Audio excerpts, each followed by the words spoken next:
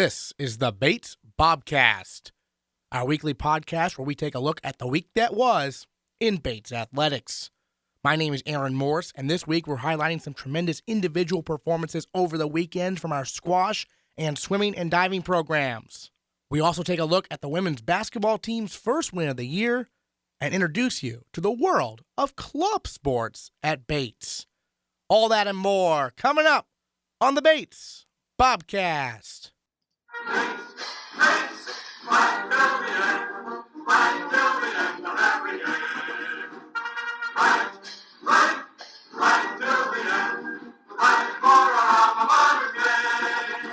Not one, but two Bates student athletes were honored this week by the NESCAC. Bates senior Lindsay Progovisk was named NESCAC Women's Swimming and Diving Performer of the Week. At the main state meet over the weekend, the four-time All-American won the 50-yard butterfly in 25.89 seconds. Progovisk also won the 100 fly in a national B-cut time of 56.59 seconds, and she finished first place in the 200 fly as well at 2:07.57, another B-cut time. Progovisk also had a role in all four of Bates' first-place relay teams in the 200 and 400 free and 200 and 400 medley relays. It was a dominating weekend for both the women's and the men's swimming and diving teams, as both teams finished in first place overall in the meet, beating the University of Maine, Bowdoin, and Colby. The men's swimming and diving team was led by first-year Alex Bedard. Bedard posted wins in the 50 breaststroke, the 100 breaststroke, and the 200 breaststroke. He is our male Bobcat of the Week. So first year here on campus, what's your experience been like so far here at Bates, both with the swim program and outside of the swim program as well? It's been a lot of fun. It's been a very different experience than high school and club swimming. It's a definitely more team-oriented program. It's a lot of support from the upperclassmen, helping us with either classes or just practices in the weight room, in the pool. No matter what we need, they're there to help, which has made it a very easy transition, and it's definitely made it a lot of fun. And then when you were looking around for colleges, I was here from right next door in New Hampshire, but what were you looking for and what made Bates the best option you thought? I definitely wanted a school that was ranked very highly academically, but could also compete at a high athletic level also. And I actually came to swim camp at Bates when I was 13 and 14, so I already knew that the campus was great and that the facility was nice. And when I looked more into the high liberal arts level that Bates has to offer, I thought it was a perfect fit, and I'm very happy I ended up here, and I think it couldn't have been better. Both the men's and the women's teams had their best years ever last season. How much talk has there been about that and improving on it this year?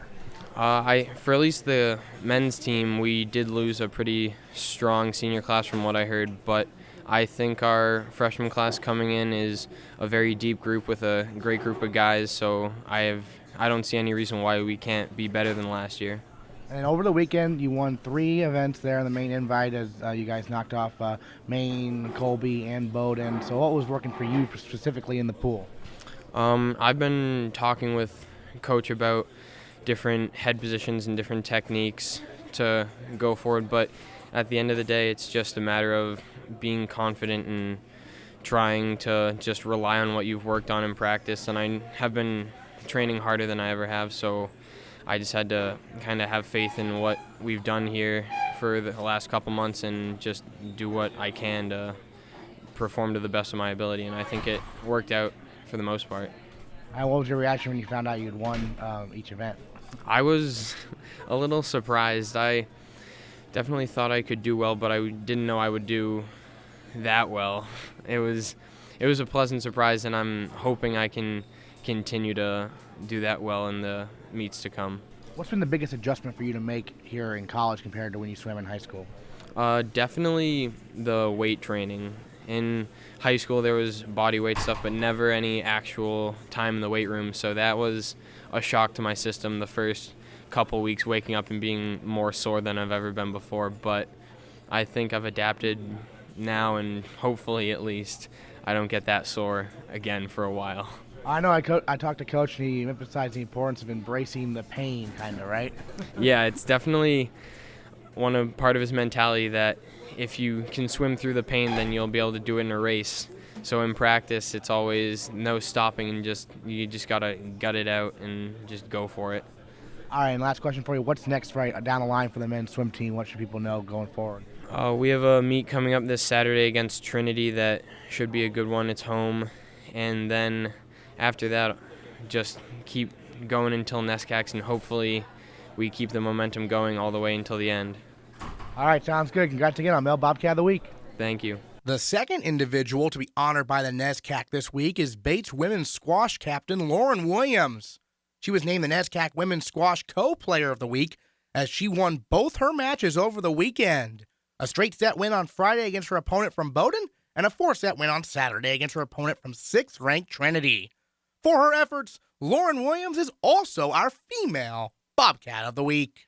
All right, so for you personally, these last 2 matches against Bowdoin and then against a highly ranked Trinity team, 2 victories for you. What was really working there in the court for you for these last 2 matches?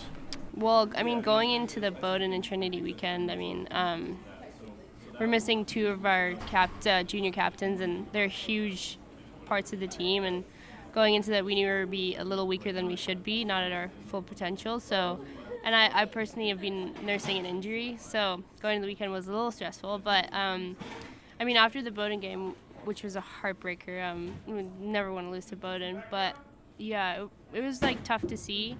So the Trinity game there was a lot of incentive and emotion that went into it.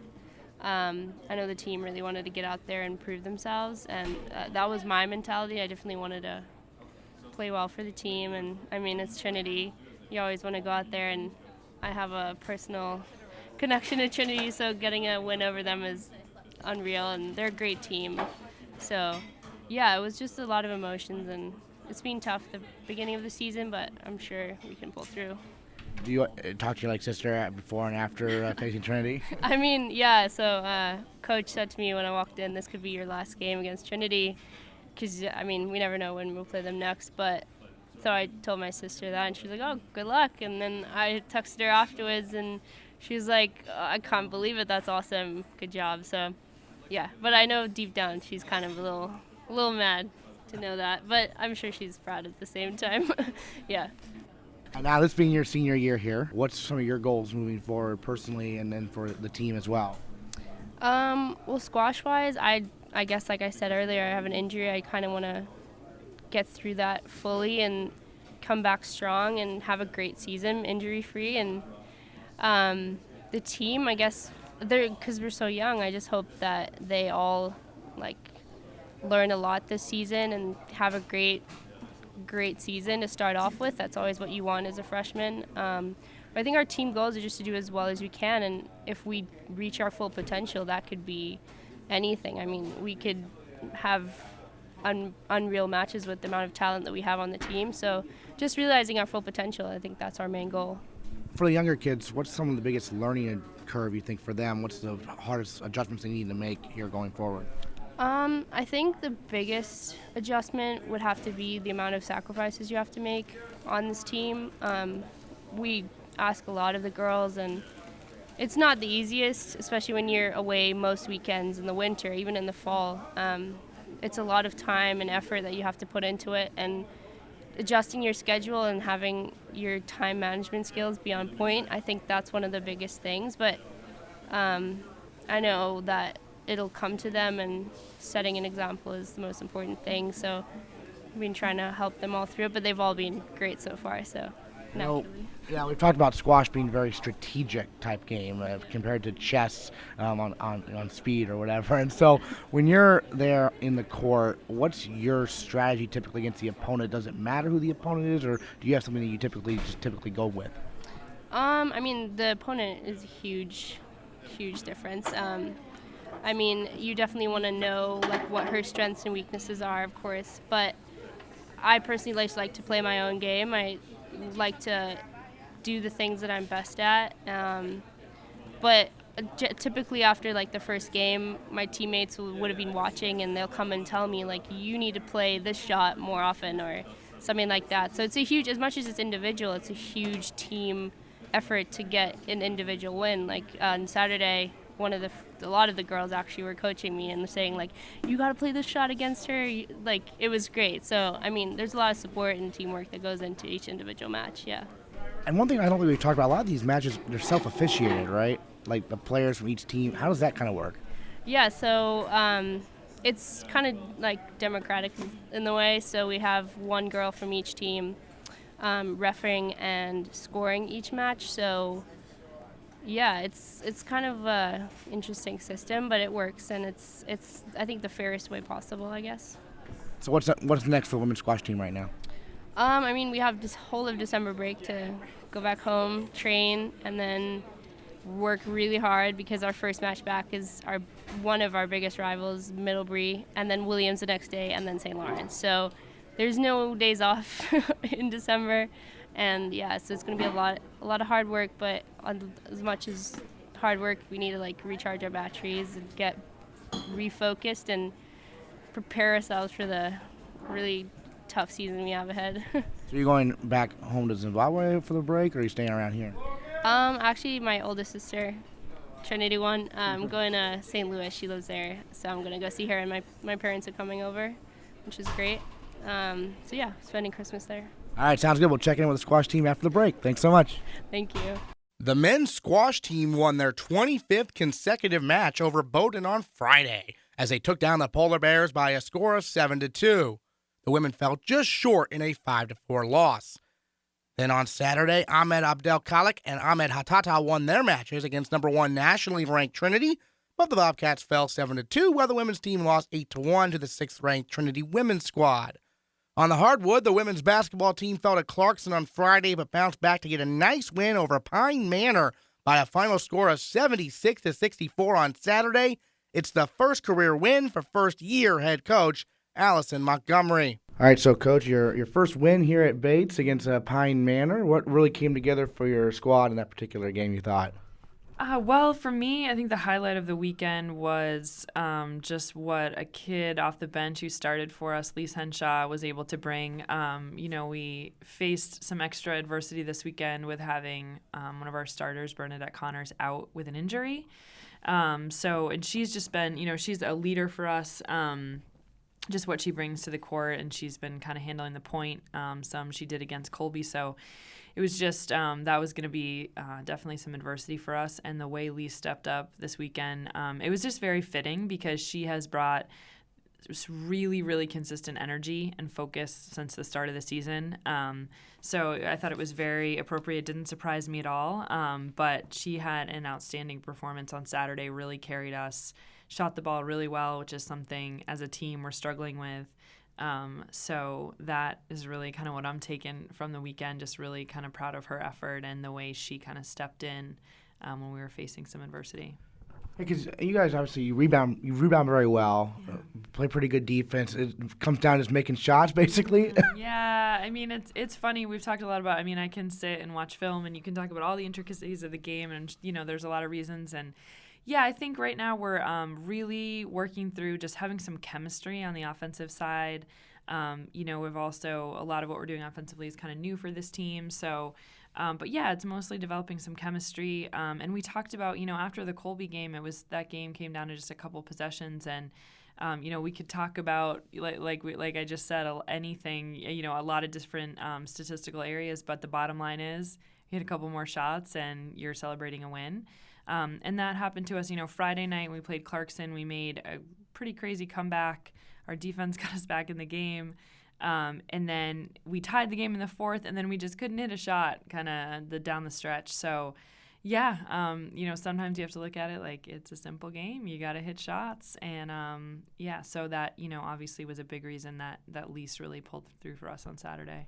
I know Nina was leading in scoring the first few games. It seems like in more recent games, other players have stepped up. That's going to be pretty encouraging, right? Yeah, absolutely. I think we really have to be balanced. I think another thing we're really trying to work on is shot selection. And that is a really challenging thing, I think, to develop and create as a team, while we're trying to develop this chemistry. And it's a delicate thing to coach, too. You don't want to you always want people taking shots that are good shots for them. You don't want to shake people's confidence. But just develop, having an understanding of the tempo of the game, how to get a good shot, we have just, we are taking so many threes and not shooting it great. So we've talked about that a lot going into each game, and just, the rules of the game too. It's really tough to defend an aggressive ball handler. And, especially the start of the season, they're really calling that tight. And so we've been trying to focus on getting to the rim, when we're not really in a flow offensively, to try to get something going that way. So, Couple of home games this week. What do you know about your upcoming opponents? Yeah, we have two actually really solid in-state opponents this week. UMaine Augusta has they're actually 14 games into their season, and they have a small roster. They only have 7 kids on their team, but their starting 5 is really solid. They actually have a kid on their team who transferred out of Bates. She's now a junior, and really, really, really talented player. So, we're looking forward to a tough one with them, actually. Should be a tough matchup. And then St. Joe's, equally tough. They have a couple really talented players. They just played Colby to a 2-point game yesterday. They beat USM. So St. Joe's is always, a tough main opponent. So we're really excited to be home, that's for sure. Really excited to be going into these games with a win under our belt. So hopefully that'll kind of propel us a little bit. But, 2 tough opponents. All right, Coach. Thanks so much. Thank you. Did you know that in addition to the 31 varsity sports at Bates, we also have a strong club sports tradition? Overseeing club sports at Bates is Assistant Athletic Director Sue Harriman. Sue, first of all, for maybe those unfamiliar, what is the difference between a club sport and a varsity sport here at Bates? Well, our club sports are they are run by essentially the student athletes, and so students can submit a request to become a club sport, which these programs that we oversee have done that a long time ago, and they're able to put together and manage the oversight as captains, presidents, treasurers of a club sport that we do not have a varsity sport in. I have oversight of them, but really it's a student-run program, which radically different than a varsity sport. I understand like some of the varsity coaches will support the club sports in terms of helping those events run essentially, right? Yes, I think a lot of people don't realize that every single one of our varsity competitions there's a game manager, so there's an out-of-season head or assistant coach, and there's also an out-of-season team that helps support in the operations of our varsity. And so a couple of years ago, when I started the oversight of the club sports, I found with injuries and a variety of operational issues that it was probably a really good idea, and I couldn't get to all the rugby games and all the hockey games, and all the water polo and everything else that we have oversight with the club sports that Kevin put in place with our game managers, that we have now out of season head and assistant coaches do game management for our rugby and our hockey programs in particular, because of the types of situations that come in during those competitions. And then students who want to get involved in club sports can earn PE credits, right? They do. If they participate in at least 80% of the practices and compete in at least a minimum of 3 competitions, they are eligible to receive PE credit. And there's a lot more that goes into that with rosters and with end-of-season reports and a variety of things that the captains or the presidents of the clubs have to submit in order to receive that PE credit. One of the most successful club sports teams so far this winter is the Bates women's ice hockey program. We had a chance to sit down with senior co-captains Mackenzie McCrae and Carrie Kissick. No varsity team here, so first of all, senior Mackenzie, you've played all 4 years. How did you even find out about this program and rise up to captain? Yeah, so my dad played college hockey at UNH, so I grew up my whole life playing hockey, and I really wanted to find a school that I could play.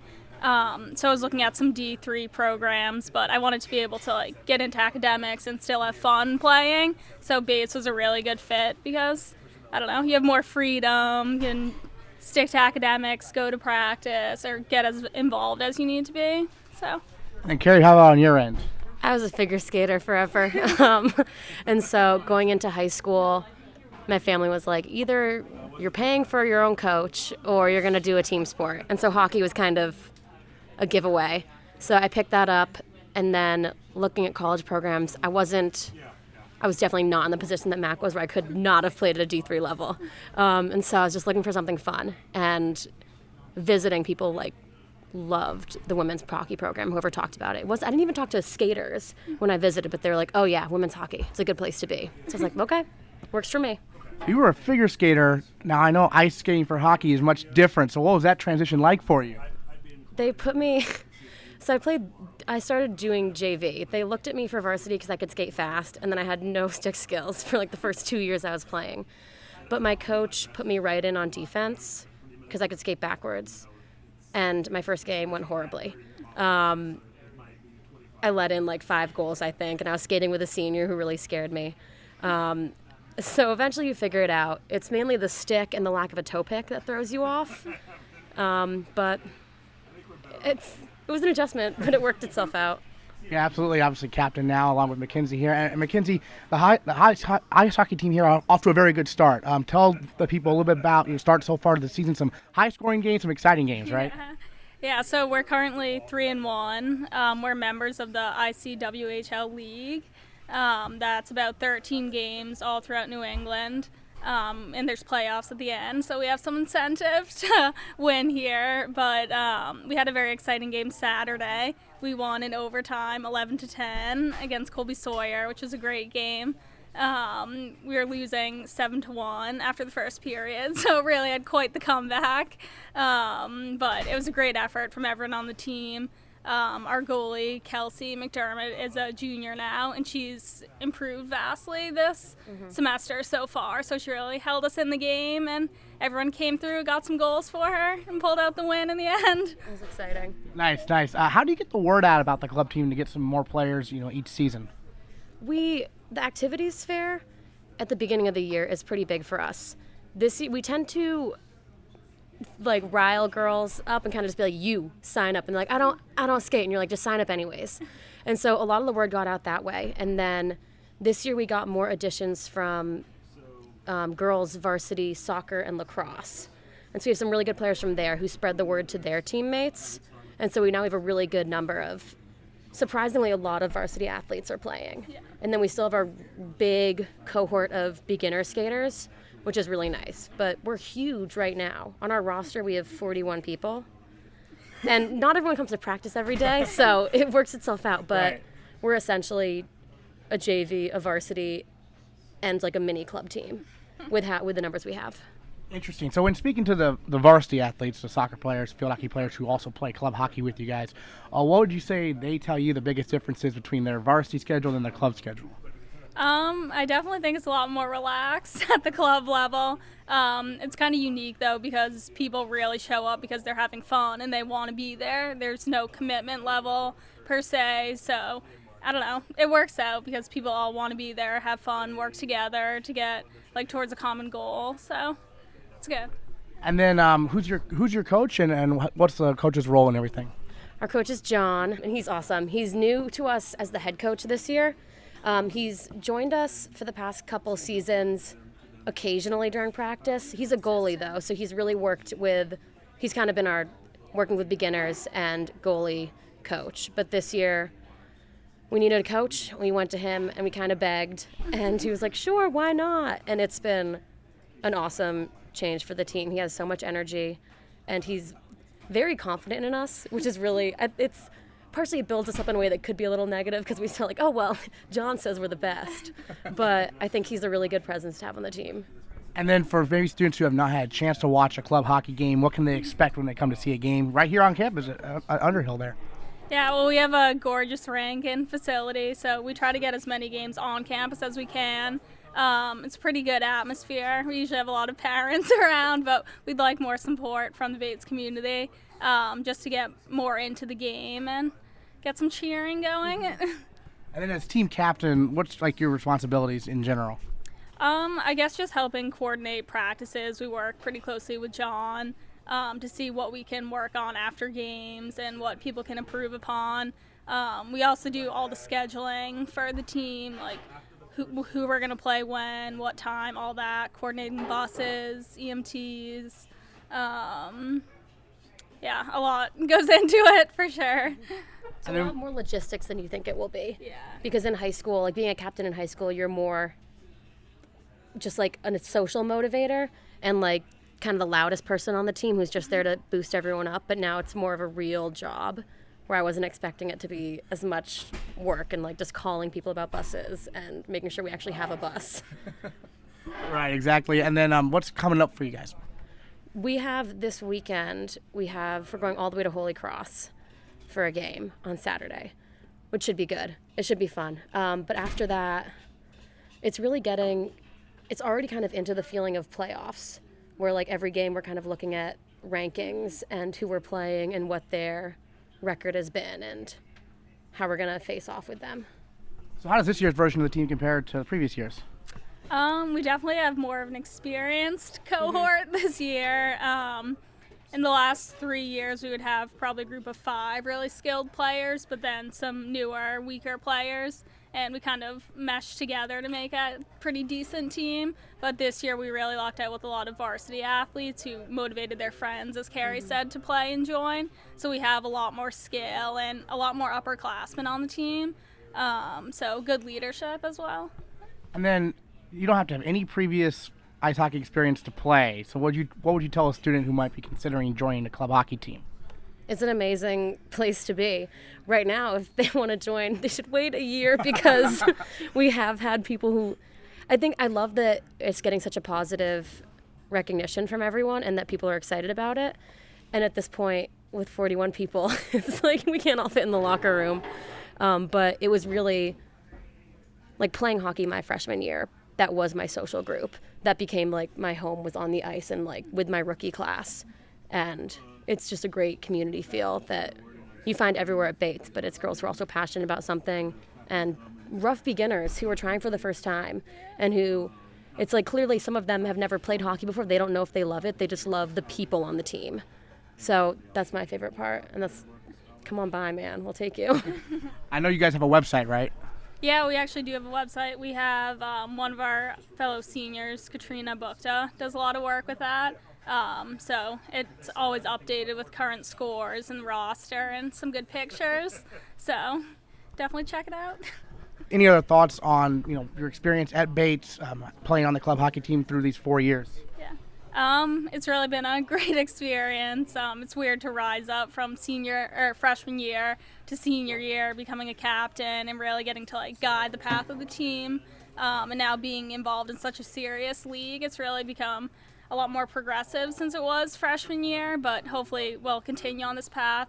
We also have another captain who's a junior, so she'll rise up and continue. So it's nice knowing that it's in good hands, but it is insane how Max said the team has competitively changed so significantly since our freshman year, and every season is a little different, but the heart of the team remains the same. And like the whole idea of you're not necessarily here because you're an amazing hockey player, you're here because you love to get on the ice and you love the feel of the team. And I think that's our best, that's like our strength. It's just that commitment to the community of the team. The women's club ice hockey team's next home game is Saturday, January 16 at 2 o'clock against Dartmouth. You can check them out and the men's club hockey team as well at Underhill Arena right here on campus. Next time on the Bates Bobcast, we will recap a busy week of Bates basketball as the men's and women's teams play at home Tuesday and Thursday this week, and the men visit Colby on Saturday. Meanwhile, the swimming and diving programs welcome Trinity to town for a noon dual meet on Saturday. As always, you can find the complete Bates athletics schedule at athletics.bates.edu. We'll talk to you again in a week on the Bates Bobcast. Bates, my building.